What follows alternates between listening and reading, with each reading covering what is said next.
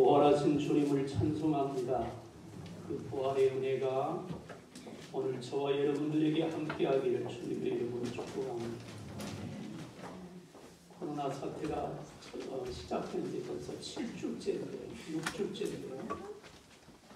마스크 쓰고 예배드리는데 전혀 적응이 안 됩니다. 대체 여러분들의 표정을 모르겠어요. 웃는 건지 인상을 쓰고 있는 건지 조는 건지 아닌지 전혀 모르겠습니다. 이렇게 마스크 쓰고 예전에 그 사회운동을 하던 직장에서 집회를 하거나 회사에 대해서 혹은 정부에 대해서 데모하는 분들이 마스크 쓰고 했잖아요. 그런 모습만 자꾸 떠올라서 대체 이해할 수가 없습니다. 앉아서 지금 예배를 제대로 드리는 거겠지 생각을 하면서도 표정을 전혀 볼 수가 없으니까 아주 낯설고 힘이 듭니다. 눈웃음이라도 한번 쳐봤습니다. 옆에 분들 보시고 웃는 거 맞지요? 네. 오늘 아침에도 시청 직원이 왔습니다. 와서 지난번에 와보니까 잘하고 계시던데 목사님 서명 좀 해주세요. 그래서 본부까지 체크를 하고 갔습니다. 빨리 좀 끝났으면 좋겠는데 어떻든 정부에서 사회적 거리두기도 계속 하긴 하겠지만 다음 주면 끝납니다. 끝나고 새로운 형태의 우리 자체의 스스로를 지키는 어떤 방향으로 방향을 잡아 나갈 것이라고 생각이 돼요. 이제는 오늘 부활절을 통해서 우리의 믿음들이 새로워지고 회복되는 그런 은혜가 꼭 있기를 주님의 이름으로 축원합니다. 부활절을 준비하면서 말씀을 준비하면서 세상에서 몇 가지 좀 우리가 생각해 봐야 될 중요한 포인트를 생각해 봤습니다. 절대로 이기지 못하는 것들이 몇 가지가 있더라고요. 그 첫째가 밤이 아무리 깊어도 아침을 이기지 못하는 것. 어두움이 아무리 캄캄해도 빛을 이길 수가 없습니다. 빛이 그 어두움 속에 비춰지는 순간 어두움은 패하기 시작합니다. 그 빛의 강력한 정도에 따라서 어두움은 완전히 없어지거나 사라지게 됩니다. 그래서 아무리 어두움이 가득 차 있어도 빛이 시작되면 빛은 어두움을 물리치게 되죠. 그 말씀이 요한복음 1장에 있습니다. 세상은 어두움으로 가득 찼는데 그 어두움 속에 생명의 빛 대신 예수 그리스도가 오셨습니다. 그러므로 그 생명의 빛이 세상의 어둠의 빛을 이길 줄로 믿습니다. 요즘 그 박사방, 엠번방, 텔레그램 이런 얘기들이 뉴스에 많이 등장하면서 음란물에 대한 얘기들이 심각하게 보도가 되고 거기에 관계된 사람들이 잡혀 들어가고 구속이 되는 일들이 비일비재합니다.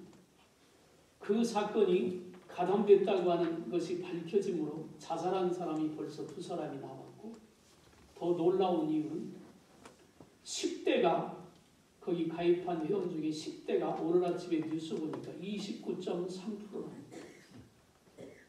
보통 심각한 문제다.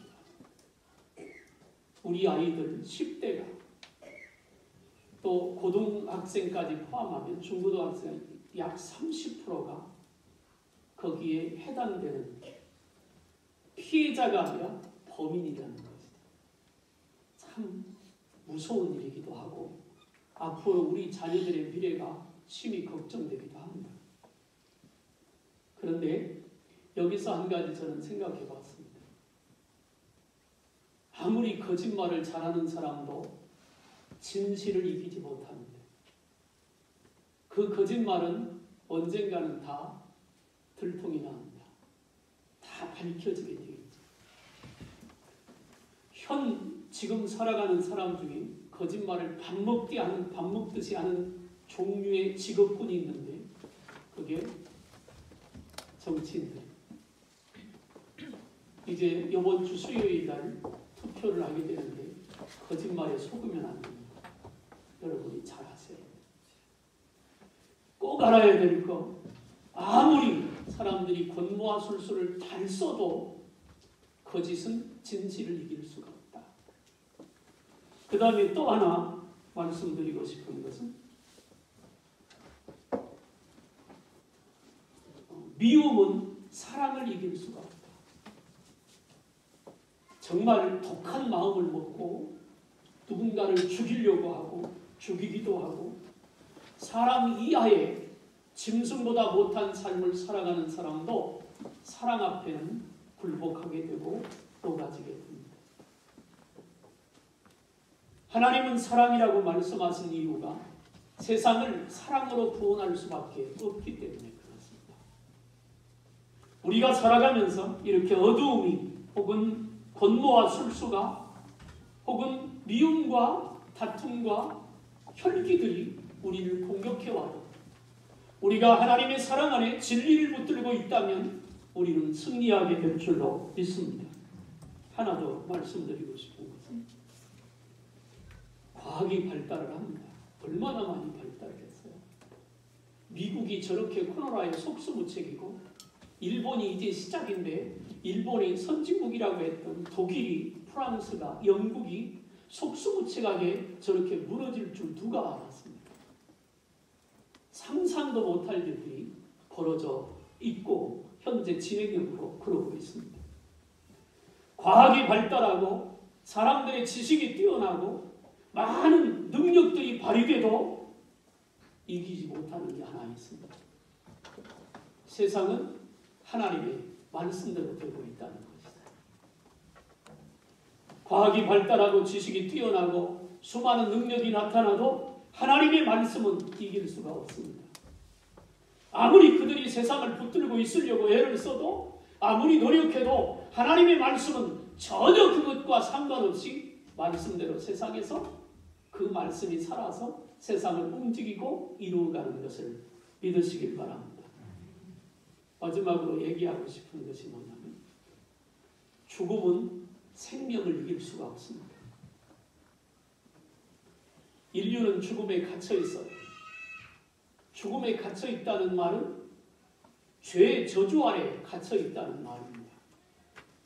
병든 것도 죽음에 갇혀 있는 모습이고 가난한 것도 죽음에 갇혀 있는 모습입니다.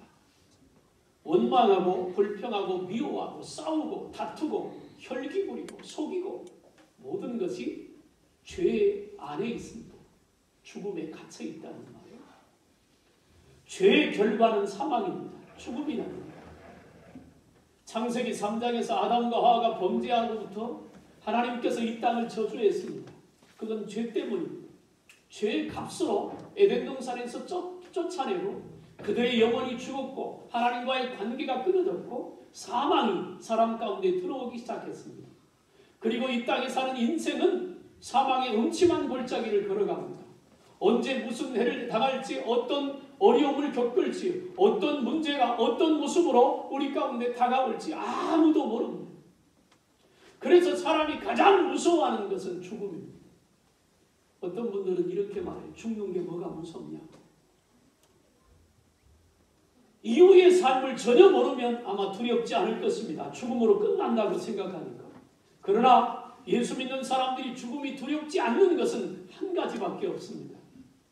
예수님의 부활을 믿기 때문에 죽어도 사는 예수님의 부활을 믿기 때문에 지금 인생의 이후의 삶이 이후의 세계가 또 있다고 믿기 때문에 그 이후의 삶을 예수님이 십자가에서 만들어 놓았고 예수님이 부활하심으로 그걸 우리에게 보장했다는 사실을 믿는 순간 죽음은 아무것도 아닙니다.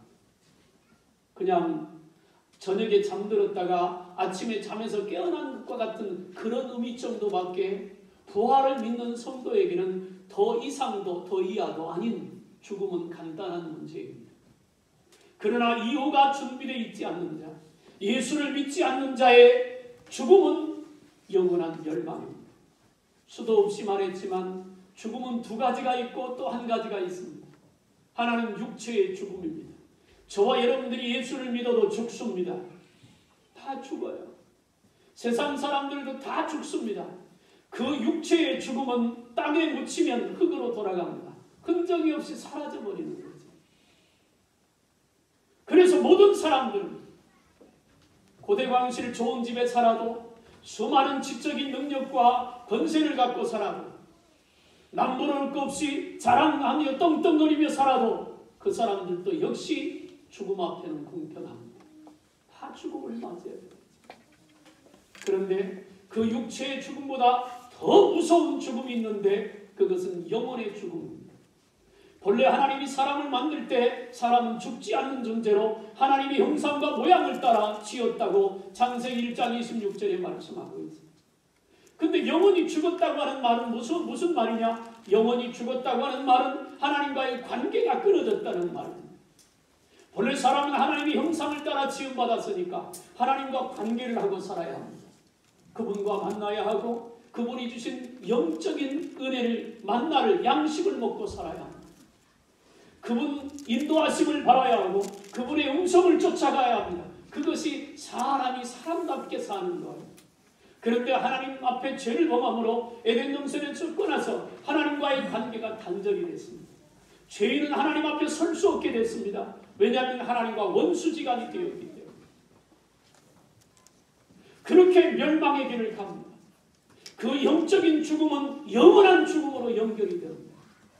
중간에 하나님이 개입해서 우리를 구원하시지 않는 한은 우리는 영원한 죽음, 즉 한 번 들어가면 도저히 벗어날 수도 없고 살아남을 수도 없는 꺼지지 않는 영원히 타는 유황불에서 영원토록 살 수밖에 없어요.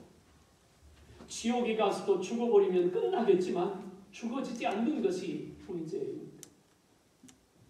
그래서 하나님은 사람이 하나님과 결별됐고 하나님 앞에 나갈 수 없으니까 하나님께서 길을 내셨는데 그분이 바로 예수 그리스도십니다. 내가 길이요 진리요 생명이 나로 말미암지 않고는 아버지께로 올 자가 없다. 예수님을 통해서 하나님께 나가는 길이 열려졌고 예수님이 십자가에 죽으실 때 지난주에 말씀드린 것처럼 휘장 위로부터 아래로 갈라졌어요. 하나님께 나가는 길이 열려졌어요. 그리고 예수님은 그렇게 길을 내시면서 선언했습니다. 내가 다 이루었다. 예수 안에서 다 이루어졌습니다. 뭐가 이루어졌어요? 저주가 해결됐어요. 죄의 문제가 해결됐어요. 인생의 질고와 가난과 아픔과 고통과 사망의 음침한 골짜기를 달릴 때 있는 모든 해로부터 우리는 그리스도 예수 안에서 자유함을 얻은 줄로 믿습니다. 죽음조차도 우리 앞길을 가로막지 못합니다. 그래서 부활을 뭐라고 말하느냐면 부활은 승리라고 합니다. 사랑하는 여러분, 세상에는 승리가 많이 있습니다. 운동하는 선수들이 운동을 할 때는 어느 날은 이기기도 하고 어느 날은 지기도 합니다. 승패가 갈릴 수도 있지요. 사업을 하던 사람들이 사업에 성공할 수도 있고 어려움을 겪을 수도 있습니다. 요즘 사업하는 분들이 참 어렵습니다. 왜냐하면 장사가 안 됩니다. 그러나 어려울 때가 있으면 하나님이 도우셔서 잘 될 때도 있게 될 줄로 믿으시길 바랍니다. 포기해서는 안 됩니다. 행복할 때가 있으면 아프고 불행할 때도 오는 것이고 불행할 때가 있으면 행복할 때도 오는 것이죠. 그런데 한번 결정되면 바뀌지 않는 게 있어요. 그게 뭐냐면 부활입니다. 예수님의 부활은 번복되지 않습니다. 예수님은 인류의 최초의 부활의 첫 열매십니다. 그리고 성경은 뭐라고 말하는가 하니 그에 붙은 자들은 예수님과 함께 같이 부활할 것이라고 말합니다. 예수님 당시에도 이 부활을 믿지 못했습니다. 이유는 한 번도 죽었다가 다시 살아난 적이 없기 때문에 그렇습니다. 그걸 경험해보지 않았습니다.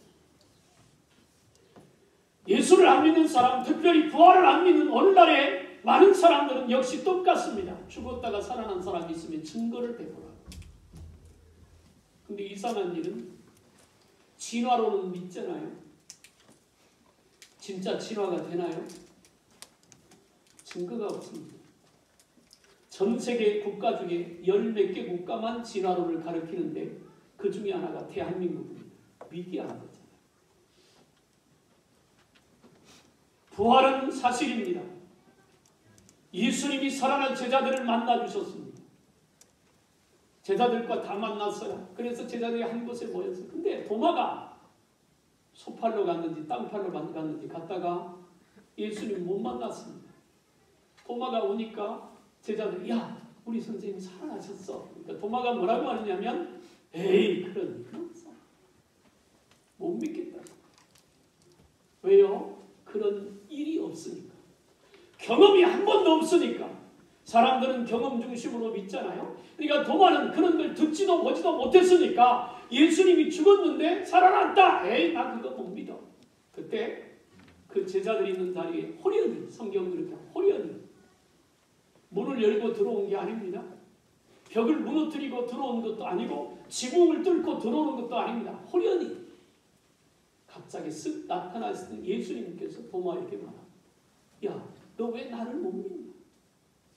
그렇게 못 믿겠냐? 나를 한번 만져봐라. 예수님의 팔과 다리를 만드니까 못자국이 있고 옆구리를 만지니까 참자국이 있습니다. 그때 도마가 뭐라고 고백합니다. 주는 나의 주님이십니다. 예수님이 이렇게 말씀합니다. 너가 나를 보고 믿느냐? 보지 않고 믿는 자가 복되다. 예수님이 살아났습니다. 영혼이 살아난 것이 아니라 육체가 살아났습니다. 그래서 예수님의 영과 하나가 되어 육체가 있었습니다. 사람이 만질 수 있도록 눈에 볼 수 있도록 부활하신 예수님이 요한복음 21장에서 고기잡이를 하되 밤새 한 마리도 잡지 못한 그들을 베스다 광야 바닷가로 찾아가서 조반을 지어놓고 제자들을 불러 아침을 먹입니다. 잡지 못한 고기를 잡도록 기쁜 것에 그물을 덤겨 일배 쉬운 3마리의 고기를 잡고 그걸 가져다가 구워서 제자들에게 먹이고 예수님도 잡습니다. 육체가 있다는 말이에요. 사랑하는 여러분, 부활은 그래서 새로운 하늘나라의 시작인 것입니다. 육신의 삶, 눈물이 있고 슬픔이 있고 아픔이 있고 질문이 있고 고난이 있고 다툼이 있고 미움이 있고 온갖 죄악이 가득한 이 세상이 아닌 또 다른 세상, 영원한 그 나라, 그 나라를 열어가는 시작이 부활입니다. 세상에 실패한 자도, 질병으로 실패한 자도, 물질로 가난해진 자도, 삶의 곤고와 피곤과 지침 속에 낙심하고 좌절한 자도 부활을 만나면 또 다른 활기 있고 영원한 축복을 보장하는 그 세계로 들어가게 됩니다. 그래서 부활은 영원한 그 나라의 또 다른 세계로의 승리이기도 합니다. 앞서도 말씀드렸지만 사람이 고통당하는 이유가 뭐예요? 죄 때문입니다. 죄를 지으니까 하나님과의 관계가 끊어졌습니다. 말씀드린 대로 우리는 하나님께 공급을 받아야 합니다. 하나님의 은혜를 공급받아야 합니다. 주님의 도움을 받아야 되고 주님의 붙드는 주심 속에 있어야만 합니다. 그런데 그 관계가 끊어졌으니까 공급받을 길이 없습니다. 그래서 그때부터 사람들의 눈이 하늘을 향하지 않고 세상을 향하게 됩니다. 무엇을 먹을까 마실까 입을까를 쫓아가기 시작합니다. 어떻게 하면 인생의 행복을 추구할까를 세상에서 찾기 시작합니다. 그런데 하나를 이루어놓으면 하나가 없어집니다. 요게 채워지면 있던 이것이 없어집니다. 그러니까 이게 언밸런스요. 항상 만족을 누리지 못해요. 잠언 기자는 그래서 말합니다. 달라고 하는 자는 만족이 없느니라. 그렇습니다. 세상 걸 얻으면 얻을수록 우리가 만족하며 살까요? 아닙니다. 세상 걸 얻으면 더 얻고 싶고 또 얻고 싶고 욕심이 한이 없어요. 그래서 바울은 뭐라 그래요? 탐심은 우상숭배입니다. 그래서 우상숭배입니다. 사랑하는 여러분, 부활은요, 이 죄로부터 승리를 선포합니다. 이제 우리는 승리했다고 선언합니다. 죄를 다 해결했다고 예수님이 선언합니다. 그가 채찍에 맞음으로 우리가 나음을 입었다고 했습니다. 질병으로부터 자유함을 선포합니다. 여호와를 경외하는 자에게 지혜의 광선을 말하리니 외양간을 쌓아놓은 송아지같이 걷고 뛰며 하나님을 찬양할 것이라고 했습니다. 가난의 문제도 예수님이 해결해 주었습니다. 어떤 분이 그럽니다. 교회 나가면 밥 주냐고 밥 줍니다. 예수 잘 믿으면 하나님께서 우리 인생을 책임져 주실 줄로 믿습니다. 오늘 본문의 55절부터 사망아 너의 승리가 어디 있느냐? 사망아 너의 쏘는 것이 어딨느냐? 사망이 쏘는 것은 죄의 권능은 율법이니라. 여러분 죄가 왜 있는 줄 압니까? 율법 때문에 죄가 있습니다. 율법이 없으면 법이 없으면 죄인지를 모르는 거예요. 근데 하나님이 법을 주셨습니다. 죄를 드러내기 위해서. 그래야 거룩해지고 죄 가운데 들어가지 않아야 하나님과의 관계가 회복되고 영원한 그 나라를 소유할 수 있기 때문에 그렇습니다. 죄의 결과는 무섭습니다. 그래서 죄의 삭은 사망이 되었습니다. 사랑하는 여러분, 예수님이 죄에 대한 승리를 선포한 것처럼 우리도 예수님의 대속의 은혜와 능력을 힘입어서 죄에 대해서 승리하기를 주님의 이름으로 축복합니다. 부활은 죄에 대한 승리일 뿐 아니라 세상에 대한 통쾌한 승리이기도 합니다. 코로나 사태 무섭습니다. 정말 무섭습니다. 어제 하루만 미국에서 죽은 사람이 2,000명이라고. 얼마나 많은 사람이 죽어야 될지 아직 상상을 못합니다. 희한한 일이었습니다. 코로나가 급속히 확산된 나라들이 선진국입니다. 세계를 지배하려고 했던 사람들, 자기들은 선진국이라고 어깨 으쓱대며 교만하며 살았던 사람들입니다. 이제 의료 수준이 미약하고 약한 남아메리카 쪽 그리고 동남아시아, 아프리카에 번지기 시작했습니다. 대비가 안 돼 있는 그쪽에는 어떤 일이 날지 상상을 못합니다.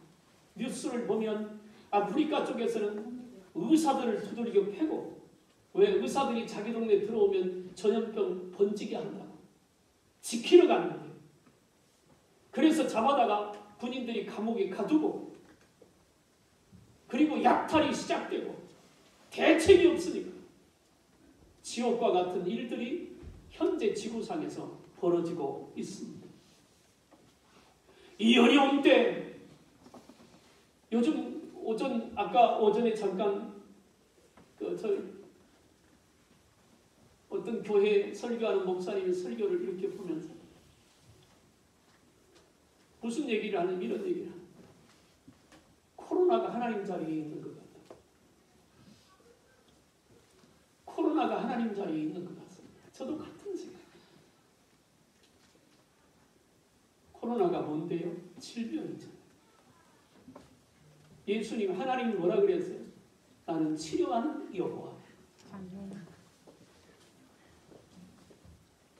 무슨 질병이든지 주님께 가지고 나오면 주님은 그들을 고쳐주셨습니다. 코로나가 하나님 아니잖아요. 그런데 요즘의 모습을 보면 코로나가 하나님처럼 보입니다. 이제 오늘 부활주일, 이 부활의 은혜를 힘입어서 세상에 대해서 통쾌하게 승리를 선언한 예수님의 부활. 부활은 세상에 대한 승리입니다. 저주에 대한 승리입니다. 죽음에 대한 승리이고 질병에 대한 승리이고 가난에 대한 승리인 것입니다. 그래서 우리는 부활의 신앙, 부활의 권세, 부활의 능력을 갖고 살아가야 할 줄로 믿습니다. 세상에 어떤 것도 하나님 앞에 설 수 없다고 했습니다. 아무리 과학이 발달하고 실력이 늘어나도 말씀과 싸워 이길 수 있는 것은 없습니다. 세상은 하나님께서 주인이시고 말씀으로 만물을 창조하셨기에 말씀 한마디면 코로나도 끝납니다. 그런데 이 사태를 통해서 하나님께서 우리에게 깨닫게 하시는 것이 있어요. 그게 뭐냐? 하나님을 인정하는 것입니다. 하나님께 교만하지 말고 겸손하라는 것입니다. 그동안의 모든 삶이 하나님의 은혜였다는 것을 고백하라는 것입니다. 내 실력이 아니라 내 능력이 아니라 하나님의 사랑이었고 하나님의 돌보심이었고 하나님의 붙들어 주심이었고 대한민국이 전 세계에서 유일하게 코로나를 통제하는 나라가 되었습니다. 외국에서 우리나라를 칭송하고 존경을 합니다. 여러분, 그것이 사람의 실력인 줄로 착각하면 안 됩니다. 대통령도 착각하면 안 됩니다. 백성들도 착각하면 안 됩니다. 무엇인가 대한민국을 통해서 이루고자 하는 하나님의 뜻이 분명히 있을 것입니다. 아멘. 그 뜻을 발견해야 합니다. 아멘. 그래서 이제는 하나님이 채워주신 것을 통해 이 부활의 권능을 땅끝같이 증거하는, 선교하는 나라, 복음을 전파하는 나라, 하나님의 살아계심을 선포하는 그런 나라가 되어야 합니다. 그래서 하나님께서 마지막 때에 하나님께서 쓰실 수 있는 그런 모습으로 우리가 서야 되는 것입니다. 주님이 이뤄놓으신 하늘나라의 새로운 하늘나라의 시작에 대한 승리이고, 죄에 대한 승리이고, 세상에 대한 승리인데, 중요한 것은 우리는 부활절 날만 부활을 얘기합니다. 근데 사실은 부활은 우리 삶에 있어야 합니다. 날마다의 삶이 사실은 부활의 능력 가운데 살아야 된다는 것입니다. 병에 걸렸습니까? 의사가 당신은 못 고칩니다. 의사의 말보다 하나님의 말씀이 위대한 줄로 믿습니다. 믿음인 영광을 보리라 하셨잖아요. 그러면 부활신앙은 의사의 말보다 하나님의 말씀을 우선 두고 그 말씀을 순종하며 나가는 신앙이 부활신앙입니다. 때로는 예수님 때문에 손해를 봅니다. 예수님 때문에 낭패를 겪기도 하고 또 예수님 때문에 사람들에게 손가락질을 당하기도 합니다. 그런데 부활신앙은 그거에 연연하지 않습니다. 아까 이찬수 목사님이 설교할 때 그런 얘기를 하더라고요. 이찬수 목사님을 욕하는 사람들이 무지무진장이 많답니다. 그렇게 많은 줄 몰랐어요. 자꾸 뭐가 틀렸고 지적해온다. 근데 그 목사님은 왜 그런지 자기는 안답니다. 마귀가 그런 사람들을 통해서 그 이찬수 목사님의 말씀을 마음을 격동해서 하나님의 말씀을 올바로 전하지 못하게 하려고 하는 것이다. 그래서 나는 거기에 대해서 일절 대응하지 않는다. 똑같습니다.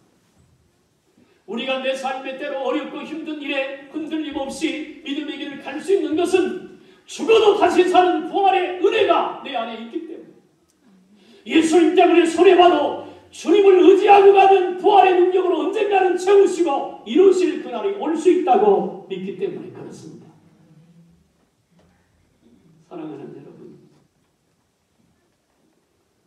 마지막 때는 많은 신학자들이 코로나 바이러스를 보면서 뭐라고 얘기를 하느냐면 마지막 때가 시작이 됐다. 코로나가 전 세계를 덮고 있는데요. 아프리카에는 두 번째 재앙이 시작이 됐습니다. 메뚜기 때문에. 난리가 났습니다. 방제하지도 못하고 할 수도 없고 한번 훑고 지나가면 남는 게 없습니다. 지금 그게 아프리카를 휩쓸고 있습니다. 무시무시한 거잖아요. 성경에 나왔던 일들이 그렇게 드러나고 있는 것입니다. 이 어려운 때, 이 시대를 우리가 어떻게 극복하냐? 부활의 능력입니다. 그게 답인 거예요. 예수님에게 답이 있는 겁니다. 죽어도 다시 사는, 다시 말하면 망해도 다시 일어날 수 있는, 사람들이 다 실패했다고만 해도 다시 예수 붙들고 일어날 수 있는 그 부활의 신앙, 그것만이 이 어렵고 힘든 시대를 이길 수 있는 유리한 능력이 되고 길이 되는 줄로 믿습니다. 결론적으로 말씀드리면 부활은 한순간의 승리가 아닙니다. 영원한 승리입니다. 영원한 그 나라에 대한 승리입니다. 온갖 모든 죄의 저주로부터의 승리입니다. 우리에게 끊임없이 도전해오는 세상의 모든 것들로부터의 승리입니다. 예수님이 그 승리를 이루어 놓으셨습니다. 부활을 부활절만 말하지 말고 이 굴복하지 않는, 두려워하지 않는, 무서워하지 않는, 포기하지 않고 좌절하지 않는, 죽음조차도 두려워하지 않는 그 부활의 신앙으로 이 어려운 시대를 잘 이기고 하나님께 영광이 되고 우리에게 복이 되기를 주님의 이름으로 축원합니다. 기도하겠습니다. 예수님은 죽음을 이기고 부활했습니다.